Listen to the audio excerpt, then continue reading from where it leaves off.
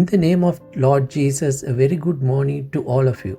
Let us read God's words again today. Let us read in the Holy Bible, the book of Ephesians, chapter 6, verse 10 to verse 17. Finally, my brethren, be strong in the Lord and in the power of his might. Put on the whole armor of God, that you may be able to stand against the wiles of the devil. For we do not wrestle against flesh and blood, but against principalities, against powers, against the rulers of the darkness of this age, against spiritual hosts of wickedness in the heavenly places. Therefore, take up the whole armor of God, that you may be able to withstand in the evil day, and having done all, to stand. Stand therefore, having girded your waist with truth, having put on the breastplate of righteousness, and having shod your feet with the preparation of the gospel of peace. Above all, taking the shield of faith, with which you will be able to quench all the fiery darts of the wicked one, and take the helmet of salvation and the sword of the Spirit, which is the word of God. Praise the holy name of God. Dear children of God, at all times unseen dark forces are at work, causing trouble to human beings. What are these obstacles? These dark forces rob us of our peace, happiness, and unity. They cause anger and hatred within. These unseen forces even destroy families and their income sources. They cause disease. Therefore, the Bible says to use God's weapons to combat these forces. We have read what these weapons are. God's holy words say that our struggle is not against the flesh and blood. The struggle is against these evil, wicked entities that interfere with human minds and cause them suffering and agitation. All kinds of fears enter into their minds. Some cannot sleep, some cannot control themselves. Suddenly they don't know what they are doing. Sometimes when these evil influences enter, people become forgetful, and then there is friction with others. To become free from these evil influences, St. Paul says, this is in Ephesians chapter 6, that we have to adorn ourselves with God's weapons. Life is a big battle, especially when diseases come, pain, suffering, deaths, financial problems, and problems with children. Some people cannot hold a job for long. Their money is wasted unnecessarily. Some cannot finish building their house due to various obstacles that come. Some people get too many ideas. They start various businesses and leave them halfway. Some start studying and then keep changing the course. Some people cannot do things on time. There is no discipline. All this is due to evil spirits. The Holy Bible says there are discarnate entities that cannot be seen with our eyes. They come in various forms and ways and cause a person's downfall.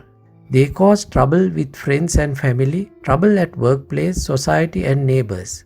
The reason for this is that these evil entities live amongst people in their homes even though we cannot see them. Some houses and lands are possessed by these evil entities. The houses get dirty often. Some people tend to overeat, oversleep, and become suspicious of others. Sometimes I have seen when I travel by public transport how these entities hang on to people, their backpacks and handbags. They cause havoc in people's minds. Also, they cause so much suffering that they can even cause some to commit suicide. They don't allow happy family lives. These people who are possessed cannot stay in one place. We read in the Bible to take up God's armor against these forces. People don't think about these things. They fight amongst themselves trying to earn money, but they cannot save anything. Everything goes waste like salt dissolving. They are bombarded with troubles one after the other. In some houses, their possessions break down. When the car gets fixed, the fridge will break down. When that gets fixed, the washing machine breaks down. Or else someone will fall and break a leg. They lose their jobs or they are hit by a vehicle on the road. Anger, hatred and vengeance comes into their minds. That is because the dark forces take control of humans, causing endless suffering. Therefore, God has given us His weapons. We need to use these weapons against evil. When soldiers go into battle, they wear helmets, take up arms, shields, wear protective strong armor. During different eras in history, the arms used were different. Current times, one bomb blast will destroy everything. Our arms are different. They are God's weapons. We should not get agitated or get angry and vengeful. We need to stay calm and focused. To overcome this enemy, we need to speak honestly. We cannot escape our problems or cure ourselves by losing our peace or by being shaky like liquid or like the ocean waves. In God's words, there is a solution to all problems. If you too get agitated, disturbed and restless, the devil will take control. We get angry with other people when they don't conform to our ways. These days, people are isolated due to coronavirus restrictions. We should make use of the isolation to read God's words and use God's weapons in our day-to-day lives. These weapons are the strength of God, the good deeds. The Holy Bible describes this in detail. We should protect these: the truth, the grid around your waist, righteousness, the breastplate, your shoes, the gospel of peace, the shield of faith, helmet of salvation, and the sword of spirit. This is why Jesus came to earth to teach us these characteristics. There was one lady I knew who had a leg pain. Then she got back pain, and after that a headache. Another person became hunched. People think they can go to doctors and get a cure. But these illnesses caused by evil spirits cannot be cured medically. This is why we should read the Bible and pray and calm our minds, and all these illnesses will vanish. We would not get into debt. There is a person I know who keeps borrowing money. He loves to do that. That is also another spirit in control. Some people hoard things and waste their money unnecessarily on clothing, perfumes, etc. due to these influences. One person had 35 irons in his house. He had about 20 microwaves.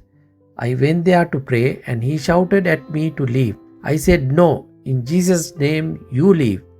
The spirit left his body and I advised him to remove all that he hoarded and not give the spirit a chance to come back. I advised him to read the Bible and get this protective armor of God's words. Now, when you listen to this, you may think you also have such and such problem. People are focused more on worldly things and not on God. We need to understand the impermanent nature of worldly things. We need to build up our virtues and need to let go of material things. There was once a priest who was extremely kind. Once I saw him when he was chasing out an evil spirit. The possessed man was wriggling on the floor and his tongue came out to his waist level. The priest, in his kind voice, was telling the spirit very nicely to leave this poor man. I thought he should command in the name of Jesus to leave, but the spirit obeyed his kind words and left the man. This tells us that we should remove all obstacles and problems with patience and in a calm and kind manner. Now I will tell you a short story. There was once a king. One day the king went on a journey. When the king was away, a spirit came into the palace, not seen by the guards, and sat on the king's throne. This spirit would speak foul language and was smelling. The guards and the ministers started shouting, "We are going to cut you up into pieces and smash your head if you don't leave." The more they threatened him, the bigger he became. The smell became worse and also the foul language. Everybody in the palace was very angry with the spirit. At this stage, the king walked into the palace and the ministers and the advisors explained to the king what happened. The king laughed and welcomed the spirit into the palace. Every time the king spoke kind words, the spirit became smaller and less smelly. The king then offered refreshments, and in the end, the spirit left the palace peacefully. The king acted tactfully to get rid of the spirit. We also can get rid of these spirits when we act wisely, tactfully, and with patience. I pray that the Lord gives us strength and courage to wear God's protective armor in dealing successfully with our day-to-day situations. I will now pray for you. Father, Almighty Creator and the Maker of heaven and earth, praise be to your holy name. Please release your children who listen to these words. When we wear your armor, we can be victorious over evil spirits, diseases, and difficulties. Strengthen us with your words. Bless your children. Release them from sorrow. In the name of Jesus, may peace reign in their minds and fill their hearts with happiness. May all their wishes come true. Bless them, O Lord. I surrender them to your divine hands in the name of Jesus of Nazareth. May God's immense compassion and love be with all of us for eternity. In the name of Father and of the Son and of the Holy Spirit. Amen.